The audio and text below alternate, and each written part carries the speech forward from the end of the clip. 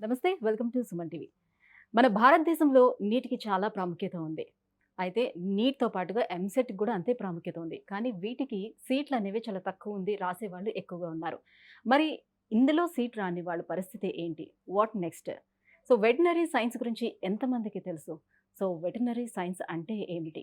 So, దీనిపై అవగాహన కల్పించేందుకు మనతో పాటు ఉన్నారు. లీలావతి ఎడ్యుకేషనల్ ట్రస్ట్ నుంచి కెరియర్ గైడెన్స్ ఇచ్చేందుకు మనతో ఉన్నారు. మేకల హరికృష్ణ యాదవ్ గారు, సన్ ఆఫ్ లీలావతి. నమస్తే సార్. నమస్తే అండి. సార్, వెటర్నరీ సైన్స్ సో, చాలా తక్కువ మందికి మన ఇండియాలో చాలా తక్కువ మందికి తెలిసినటువంటి కోర్స్ అని అనుకోవచ్చు. అందరూ నీట్ రాస్తే నేను డాక్టర్‌నవ్వాలి, లేకపోతే ఇంకా ఆ డాక్టర్ సీట్ ఎంబీబీఎస్ రాలేదునంటే లేకపోతే డెంటిస్ట్ గానో, అదర్ బీడీఎస్ అట్లా వెళ్ళిపోతూ ఉంటారు. వెటర్నరీ సైన్స్ మీద ఎంతమందికి అవగాహన ఉంది? అసలు వెటర్నరీ సైన్స్ అంటే ఏంటి? ఈ సంవత్సరం ఇండియా మొత్తం మీద నీట్ ఎగ్జామ్ అనేది 25,00,000 స్టూడెంట్స్ అనేది పాన్ ఇండియాలో నీట్ ఎగ్జామ్ రాశారు. కానీ మనకున్న ఎంబీబీఎస్ సీట్స్ అనేది 1,09,000 సీట్స్ ఉన్నాయి. సో, ఈ కాంపిటీషన్‌లో స్టూడెంట్స్ అందరూ నెక్స్ట్ ఆలోచించేది బీడీఎస్, హోమియోపతి, ఆయుర్వేదం, ఇలా నర్సింగ్, అగ్రికల్చర్ బీఎస్సీ ఇలా డిఫరెంట్ కోర్సెస్ వైపు వెళ్తున్నారు. కానీ వెటర్నరీ అనేది BVSc AH bachelor of veterinary science and animal husbandry అనేది ఇండియా మొత్తం మీద సౌత్ ఇండియాలో ఉన్న గవర్నమెంట్ వెటర్నరీ కాలేజీలో వెటర్నరీ చదవాలి అంటే ఒక్కొక్క స్టేట్ని బేస్ చేసుకొని, ఫర్ ఎగ్జాంపుల్ ఆంధ్రప్రదేశ్ తీసుకుంటే ఆంధ్రప్రదేశ్లో వెటర్నరీ చదవాలి అంటే ఎంసెట్ అనే ఎగ్జామ్ ద్వారా, సో ఆంధ్రప్రదేశ్లో ఉన్న తిరుపతి, విజయవాడ, పొద్దుటూరు, గరివిడి ఈ 4 గవర్నమెంట్ వెటర్నరీ కాలేజీలో ఉన్న 380 వెటర్నరీ సీట్స్ కోసం మోర్ దెన్ 10,000 స్టూడెంట్స్ అయితే పోటీ పడుతున్నారు. అలాగే తెలంగాణలో కూడా ఉన్న 3 గవర్నమెంట్ వెటర్నరీ కాలేజెస్ కోసం మోర్ దెన్ 6,000 నుంచి 8,000 స్టూడెంట్స్ ఎవ్రీ ఇయర్ అప్లికేషన్ పెడుతున్నారు. సో, ఉన్న కాంపిటీషన్‌లో సౌత్ ఇండియాలో వెటర్నరీ చదవాలి అంటే ఎంసెట్‌లో మెరిట్ వచ్చిన స్టూడెంట్‌కే వెటర్నరీ సీట్ అనేది దొరుకుతుంది. దాని ఫీ స్ట్రక్చర్ కూడా 20,000 నుంచి 30,000లోనే వెటర్నరీ చదవడానికి అవకాశం ఉంది. నెక్స్ట్ మాకు ఎంసెట్‌లో 2,000 ర్యాంక్ రాలేదు. Depending on reservation. SC, ST, BC reservation base చేసుకొని 2,000 నుంచి 4,000 ఎంసెట్‌లో ర్యాంక్ వచ్చిన విద్యార్థులైతే మన ఆంధ్రప్రదేశ్, తెలంగాణలో వెటర్నరీ చదవచ్చు. ఒకవేళ మాకు వెటర్నరీ అంటే ఫ్యాషన్ ఉంది, మాకు పెట్స్ అంటే చాలా ఇంట్రెస్ట్, దాని మీద మేము డాక్టర్ అవ్వాలనుకున్న విద్యార్థులు నెక్స్ట్ ఆప్షన్ ఎలా ఉన్నది అంటే నార్త్ ఇండియాలోని వెటర్నరీ కాలేజీలో చదవచ్చు. అంటే ఏదైనా డిమాండ్ ఉన్న కోర్స్‌కే మన వాళ్ళు మొగ్గెక్కువ చూపిస్తూ ఉంటారు కదా! సో, మరి ఈ వెటర్నరీ సైన్స్‌కి ఎంతవరకు డిమాండ్ ఉందంటారు? సౌత్ ఇండియాలో తీసుకుంటే తమిళనాడు తీసుకున్న పౌల్ట్రీ రంగంలో ముందు స్థాయిలో ఉన్నది. తెలంగాణ కూడా పౌల్ట్రీలో నెంబర్ 1 పొజిషన్‌లో ఉన్నది. సో, అనిమల్స్ రిలేటెడ్‌గా సో, వెటర్నరీకి అనేది ఎవ్రీ ఇయర్ డిమాండ్ అయితే ఉన్నది. కానీ గవర్నమెంట్ సైడ్ నుంచి అయితే లిమిటెడ్ కాలేజెస్ ఉన్నాయి. ప్రైవేట్ కాలేజెస్ అయితే వెటర్నరీలో ఇప్పటివరకు సౌత్ ఇండియాలో లేవు. సో, అందువల్ల స్టూడెంట్స్ దాని మీద ఫ్యాషన్ ఉంది కానీ మన దగ్గర కాలేజెస్ అందుబాటులో లేనందువల్ల ప్రతి స్టూడెంటు దాని వైపు చదవడానికైతే ఇంట్రెస్ట్ చూపుతున్నారు. సో, దానికి రిలేటెడ్‌గా చాలామందికి ఉన్న డౌట్స్ ఏంటంటే, మేము వెటర్నరీ చదవాలంటే నీట్ అవసరం లేదు అనుకుంటున్నారు.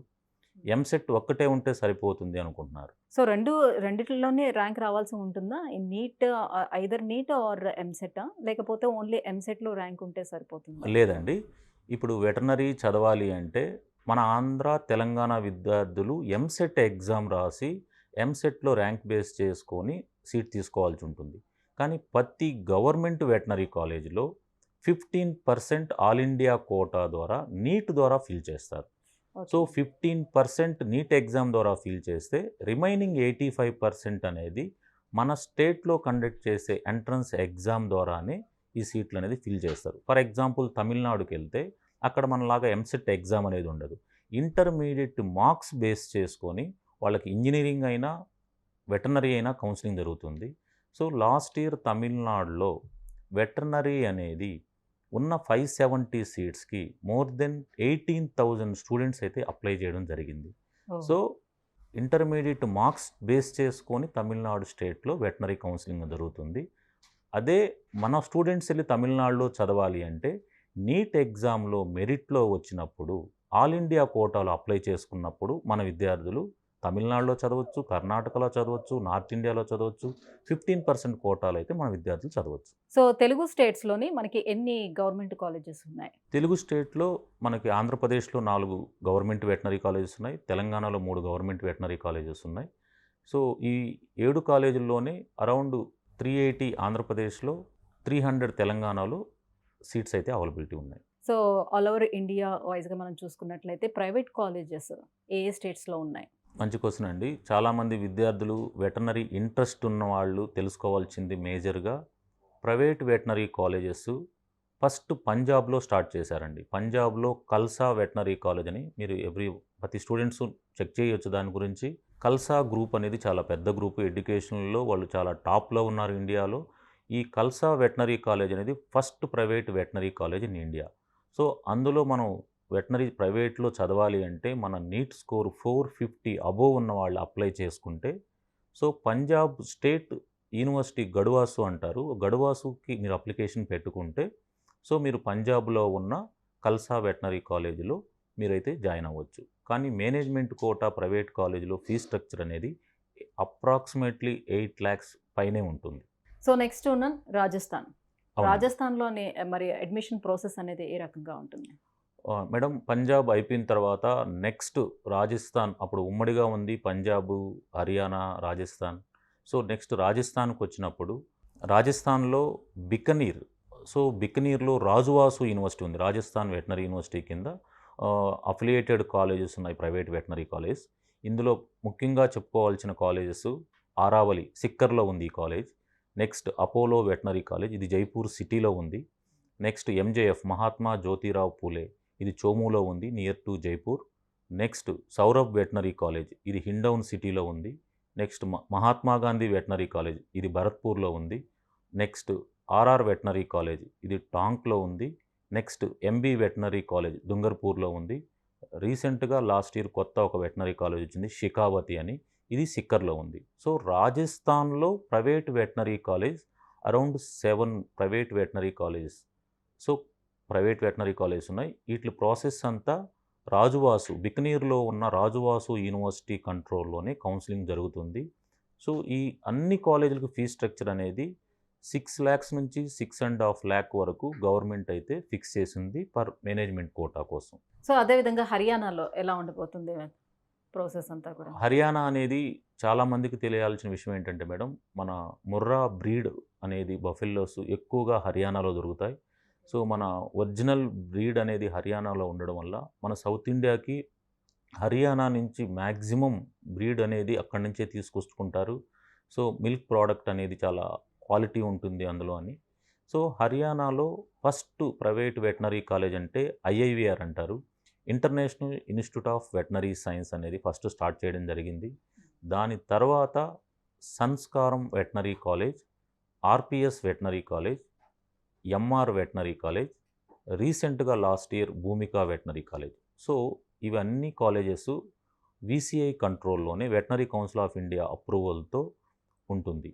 సో హర్యానాలో రాజస్థాన్లో రాజువాసు, పంజాబ్లో గడువాసు లాగా హర్యానాలో లాలా లజపత్ రాయ్ యూనివర్సిటీ కింద లువాసు అంటారు, ఇది హిసార్లో ఉంది.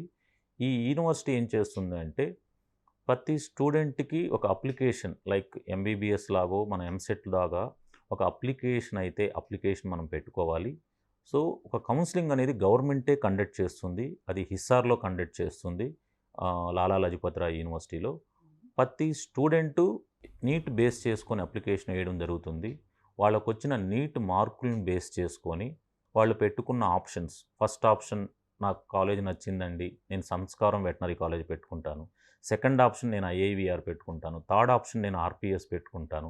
అట్లా స్టూడెంట్కు ఇంట్రెస్ట్ ఉన్న కాలేజెస్, అతనికి ఐడియా ఉన్న కాలేజెస్, ఫెసిలిటీస్ని చూసుకొని అతను ఆప్షన్స్ పెట్టుకుంటే అంటే కౌన్సిలింగ్ డిపెండ్ ఆన్ ర్యాంకే ఆ కాలేజెస్ కూడా వచ్చే అవకాశం ఉందా లేదా ఎగ్జాక్ట్లీ అనేది అండి. ఎంసెట్ లో మనం ఇక్కడ ఎలా చూసుకుంటాం ఎగ్జాక్ట్లీ. సేమ్. ఇప్పుడు మన ఫర్ ఎగ్జాంపుల్ ఆంధ్రప్రదేశ్లో ఎంబీబీఎస్ ఉంది. ఫస్ట్ ఆప్షన్ నేను ఏలూరు ఆశ్రమ్ మెడికల్ కాలేజ్ పెట్టుకున్నాను. సెకండ్ ఆప్షన్ నేను ఎన్ఆర్ఐ మెడికల్ కాలేజ్ పెట్టుకున్నాను. థర్డ్ ఆప్షన్ నేను నెల్లూరు నారాయణ పెట్టుకున్నాను. అంటే నీట్ మార్కులను బేస్ చేసుకొని అతనికి నెల్లూరు నారాయణలో అలాట్ అవుతుందా, గుంటూరు ఎన్ఆర్ఐలో అలాట్ అవుతుందా, ఏలూరు ఆశ్రమంలో అలాట్ అవుతుందా, అదే బేస్ మీద ఇక్కడ లువాస్ లాలా లజపత్ రాయ్ వెటర్నరీ యూనివర్సిటీ అనేది కౌన్సిలింగ్ కండక్ట్ చేస్తుంది. సో స్టూడెంట్ కూడా ఏం చేయాలి అంటే ఇక్కడ ఎవ్వరికీ ఫీజు అనేది కాలేజెస్ కానీ మధ్యలో కన్సల్టెంట్స్ కానీ ఎవరికి పే చేయాల్సిన అవసరం ఉండదు. 6,16,270 రూపీస్ అనేది లువాస్ పేరు మీద డీడీ ఒకటి తీసుకొని ఈ డీడీ అనేది కౌన్సిలింగ్లో పార్టిసిపేట్ చేసినప్పుడు అతనికి ఏ కాలేజీలో సీట్ అలాట్ అవుతుంది అనేది తన నీట్ స్కోర్ని బేస్ చేసుకొని ఉంటుంది. సో ఆ డీడీ అనేది వన్స్ సీట్ అలాట్మెంట్ అయిన తర్వాత ఆన్లైన్లోనే ఉంటుంది ప్రాసెస్, కానీ ఫిజికల్గా స్టూడెంట్ అండ్ పేరెంట్ అనేది పార్టిసిపేట్ చేయాల్సి ఉంటుంది. సో ఈ డీడీ అనేది అక్కడ సబ్మిట్ చేసి నెక్స్ట్ అలాట్మెంట్ కాపీ తీసుకొని నెక్స్ట్ కాలేజీకి వెళ్ళి ఒరిజినల్ సబ్మిట్ చేసి హాస్టల్ ఫీజెస్ అనేది పే చేసుకోవాల్సి ఉంటుంది. So what about Orissa? Orissa స్టేట్‌లో ఎన్ని కాలేజెస్ ఉన్నాయి? దాని అడ్మిషన్ ప్రాసెస్ ఎలా ఉంటుంది? మేడం ఒరిస్సాలో వచ్చేసి ఒక గవర్నమెంట్ కంట్రోల్‌లో మనం ఇప్పుడు మాట్లాడుకున్న గడువాసు, రాజువాసు, లువాసు లాగా ఒరిస్సాలో అయితే అక్కడ గవర్నమెంట్ కంట్రోల్ ఉన్న ప్రైవేట్ కాలేజెస్ అయితే లేవు. ఒరిస్సాలో ప్రైవేట్ యూనివర్సిటీస్ ఉన్నాయి. లైక్ శిక్షా ఓ అనుసంధాన్, అదేవిధంగా సెంచూరియన్ యూనివర్సిటీ. ఈ 2 యూనివర్సిటీస్ అనేది ప్రైవేట్ యూనివర్సిటీస్. అలాగే రాజస్థాన్లో కూడా ఒక ప్రైవేట్ యూనివర్సిటీ ఉంది, అది టాంటియా యూనివర్సిటీ. సో ఈ 3 ఇండియాలో ప్రైవేట్ యూనివర్సిటీస్ ఉన్నాయి. ప్రైవేట్ యూనివర్సిటీలో అడ్మిషన్ తీసుకోవాలి అంటే వాళ్ళు ఓన్గా ఒక ఎంట్రన్స్ ఎగ్జామ్ కండక్ట్ చేస్తారు. సో ఆ ఎగ్జామ్ బేస్ చేసుకొని వాళ్ళు సీట్లు ఇవ్వడం అయితే జరుగుతుంది. సో సౌత్ ఇండియాలో కన్నా నార్త్ ఇండియాలోనే ఈ కోర్స్ ఎక్కువగా అవైలబుల్ ఉండటానికి, కాలేజెస్ ఎక్కువగా అవైలబుల్ ఉండటానికి ఏంటి రీజన్ అంటారు? సౌత్ ఇండియాలో ఎవరు వెటనరీ సైడ్ ఇంట్రెస్ట్ చూపట్లేదు. మేనేజ్మెంట్ సైడ్ ఒక ప్రైవేట్ వెటనరీ కాలేజ్ ఓపెన్ చేయాలి అంటే వితిన్ సూన్ అది కూడా రాబోతుంది. సో చిత్తూరులో ఒక ప్రైవేట్ వెటనరీ కాలేజ్, తమిళనాడు తిరుచిలో ఒక ప్రైవేట్ వెటనరీ కాలేజ్, అలాగే మ్యాంగ్లూరులో ఒక ప్రైవేట్ వెటనరీ కాలేజెస్ అనేది ఇప్పుడే ఇనిషియేట్ తీసుకుంటున్నారు. రావాలి, వెటనరీ సైడ్ కూడా చాలా అవకాశాలు ఉన్నాయి. సో సౌత్ ఇండియాలో కూడా వితిన్ సూన్ మనం ప్రైవేట్ వెటనరీ కాలేజ్ చూడొచ్చు. కానీ రాజస్థాన్లో రావడానికి, హర్యానాలో రావడానికి, పంజాబ్లో రావడానికి ఆ టైంలో నార్త్ ఇండియాలో ఉన్న నెసెసిటీని బేస్ చేసుకొని అక్కడ ప్రైవేట్ వెటనరీ కాలేజెస్ అయితే స్టార్ట్ చేయడం జరిగింది. So what is the difference between అంటే ప్రైవేట్ కాలేజెస్‌కి అండ్ ప్రైవేట్ యూనివర్సిటీస్‌కి? ఇందాక నేను చెప్పినట్టే మేడం, ప్రైవేట్ కాలేజెస్ అనేది affiliated to for example Andhra Pradesh తీసుకుంటే ఇప్పుడు నాకు ఎంసెట్‌లో ర్యాంక్ రాలేదు. Hmm. బట్ నేను చదవాలని అనుకుంటున్నాను. సో దానికి అవకాశం ఉంటుందా? యూనివర్సిటీలో ఏమైనా డైరెక్ట్‌గా అడ్మిషన్ తీసుకోవడానికి అవకాశం ఉంటుందా? తప్పకుండా అండి. మీరు ఎంసెట్ రాశారు, మీకు మంచి ర్యాంక్ రాలేదు, లేదు నీట్ ఎగ్జామ్ రాశారు, నీట్‌లో మంచి ర్యాంక్ రాలేదు. సో ప్రైవేట్‌లో వచ్చేసి మీరు అప్లికేషన్ అనేది పెట్టుకోవాలి. హర్యానాకైతే లువాస్‌కి అప్లికేషన్ పెట్టుకోవాలి. సో అదేవిధంగా రాజస్థాన్‌కైతే ప్రొసీజర్ అంటూ కౌన్సిలింగ్ ద్వారా ఉండదు. డైరెక్ట్‌గా అడ్మిషన్స్ మీరు కాలేజెస్‌ని అప్రోచ్ అయ్యి మేనేజ్మెంట్ కోటా సీట్స్ అయితే రాజస్థాన్‌లో ఈరోజు మీరు కాలేజ్ విజిట్ చేసి మీకు కాలేజీ ఓకే అనుకున్నప్పుడు కాలేజీ ఆన్లైన్ ద్వారా కానీ లేదంటే కాలేజ్ అకౌంట్లో కానీ మీరు అమౌంట్ పే చేసి మీ సీట్ అయితే రిజర్వ్ చేసుకోవచ్చు. సో ఫీ అనేది స్టేట్‌కి చేంజ్ ఉంటుందా? కాలేజెస్‌కి అండ్ యూనివర్సిటీస్‌కి డిఫరెంట్‌గా ఉంటుందా? ఫస్ట్ మాట్లాడిన పంజాబ్లో అయితే 7 lakhs మేనేజ్మెంట్ కోటా ఫీజు ఉంది. స్పెషల్ మేనేజ్మెంట్ కోటా సీట్ అని పంజాబ్లో ఉంది. అక్కడ 8 lakhs ప్లస్ ఫీజు ఉంది. అంటే పంజాబ్లోనే మేనేజ్మెంట్ కోటా ఫీజు ఒక ఫీజ్ స్ట్రక్చర్ ఉంది, స్పెషల్ మేనేజ్మెంట్ కోటా అని ఒక ఫీజ్ స్ట్రక్చర్ ఉంది. కానీ కాలేజీ మేనేజ్మెంట్ డైరెక్ట్గా సీట్ ఇవ్వడానికైతే పాసిబిలిటీ లేదు. గడువాసు, అమృత్సర్లోని గడువాసు యూనివర్సిటీ కౌన్సిలింగ్కి మనం అప్లికేషన్ పెట్టుకొని మనకి మేనేజ్మెంట్ కోటాలో సీట్ అలాట్ అయిందా, లేకపోతే మనకి స్పెషల్ మేనేజ్మెంట్ కోటాలో సీట్ అలాట్ అయిందా అనేది బేస్ చేసుకొని మనం అక్కడ ఫీజు పే చేయాల్సి ఉంటుంది పంజాబ్లో. నెక్స్ట్ హర్యానాకు వస్తే ఏమవుతుందంటే హర్యానా గవర్నమెంటు సింగిల్ విండో తీసుకొచ్చేసింది. సో ఐఐవిఆర్ కానీ, సంస్కారం కానీ, ఆర్పిఎస్ కానీ, ఎంఆర్ కానీ, భూమిక కానీ ఎనీ వెటనరీ కాలేజ్ మీకు వచ్చిన నీట్ ర్యాంక్ని బేస్ చేసుకొని మీరు టాప్ కాలేజ్ ఆప్షన్ పెట్టుకోండి. కానీ ఫీ స్ట్రక్చర్ అయితే 6,16,270 రూపీస్ అనేది మనం లువాస్ లాలా లజపత్ రాయ్ యూనివర్సిటీకి అయితే డీడీ అయితే ఇవ్వాల్సి ఉంటుంది. నెక్స్ట్ రాజస్థాన్కి వస్తే ఏమైందంటే Rajasthan government so management quota seat fees అనేది 6 lakhs నుంచి 6.5 lakh వరకు ఫిక్స్ చేయడం జరిగింది. అది డిపెండింగ్ ఆన్ కాలేజీ యొక్క ఫెసిలిటీస్ని బేస్ చేసుకొని ఫీ స్ట్రక్చర్ అక్కడ ఫిక్స్ చేయడం జరిగింది. ఇక్కడ హర్యానా లాగా కౌన్సిలింగ్ అయితే ఉండదు. సో ఎందుకంటే అది బికనీర్లో ఉంటుంది. ప్రతి స్టూడెంట్స్ బికనీర్కి వెళ్ళి కౌన్సిలింగ్ పార్టిసిపేట్ చేయడం అది ఇంపాసిబుల్ అనుకున్నారు వాళ్ళు. అందువల్ల ప్రతి కాలేజీలో కౌన్సిలింగ్ కండక్ట్ చేసి దాన్ని రికార్డ్ చేసి బికనీర్ యూనివర్సిటీకి అయితే పంపించడం జరుగుతుంది. సో సార్ ఒకవేళ దీనికోసం ఇంకా గైడెన్స్ కోసం గానివ్వండి, లేకపోతే కాలేజ్ డీటెయిల్స్ తెలుసుకోవడం కోసం గానివ్వండి, ఎవరైనా మిమ్మల్ని కాంటాక్ట్ అవ్వాలంటే ఎలా అప్రోచ్ అవ్వాలంటారు? సో నేను మోర్ దెన్ 20 ఇయర్స్ నుంచి కెరియర్ గైడెన్స్ ఇస్తున్నాను. లీలావతి ఎడ్యుకేషన్ చారిటబుల్ ట్రస్ట్ ఒకటి రన్ చేస్తూ ఉన్నాను. నా హోమ్ టౌన్ నెల్లూరు అండి. నా ఆఫీస్ చెన్నైలో ఉంది, నెల్లూరులో ఉంది, అలాగే సేలంలో ఉంది. సో హైదరాబాద్లో కూడా నా ఆఫీస్ ఉంది. సో ఇక్కడ కనిపిస్తున్న నెంబర్కి మీరు కాంటాక్ట్ చేసి ఆ ప్రాసెస్ అంతా ఆన్లైన్లో ఉంటుంది. ఇక్కడ హిడెన్ ఫీజెస్ ఏముండవు. ఎవ్రీథింగ్ ట్రాన్స్పరెంట్గా ఉంటుంది. ప్రతి ఒక్కరూ కాలేజీ అకౌంట్కి మనీ ట్రాన్స్ఫర్ చేసి కౌన్సిలింగ్ ద్వారా డీడీ తీసుకొచ్చి ఫీజు పే చేయాల్సి ఉంటుంది. అందువల్ల ఇక్కడ స్క్రీన్లో కనిపిస్తున్న నెంబర్కి మీరు కాల్ చేసి తప్పనిసరిగా ఇంకా ఫర్దర్గా మీకు గైడెన్స్ కావాలన్నా, లేదు ఆల్ ఇండియా కోటాలో మేము గవర్నమెంట్లో సీట్ తీసుకోవడానికి మా ర్యాంక్ మ్యాచ్ అవుతుందా అని కానీ, లేదు ఎంసెట్లో మా ర్యాంక్ ఏదైనా మ్యాచ్ అవుతుందా సో అనేది కానీ మీరు ఇక్కడ కనిపిస్తున్న నెంబర్కి కాల్ చేసి మీరు వివరాలు తెలుసుకోవచ్చు. అలాగే ఇంకా చాలామంది స్టూడెంట్స్ మేము ప్రైవేట్లో కాదండి, మేము గవర్నమెంట్లోనే చదవాలనుకుంటున్నాము, మాకేమన్నా అవకాశాలు ఉన్నాయా అనుకున్నప్పుడు ఎన్ఆర్ఐ కోటా ఉందండి.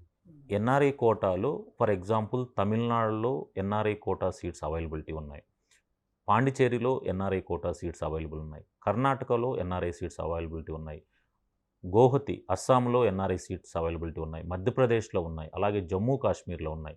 మేము ప్రైవేటు మాకు ఇంట్రెస్ట్ లేదండి, మేము ఓన్లీ గవర్నమెంట్లోనే వెటనరీ చదవాలనుకున్నప్పుడు ఈ ఎన్ఆర్ఐకి ఒక్కొక్క స్టేట్కి ఒక్కొక్క ప్రాసెస్ ఉంటుంది. ఫర్ ఎగ్జాంపుల్ తమిళనాడులో మనం గవర్నమెంట్లో చదవాలి అంటే ఎన్ఆర్ఐ కింద స్టూడెంట్ యొక్క బ్లడ్ రిలేషన్ ఫారిన్లో ఉండి వాళ్ళు ఎన్ఆర్ఐ డాక్యుమెంట్స్ ఇస్తే దాని అప్లికేషన్ తమిళనాడులో తనువాసు అంటారు.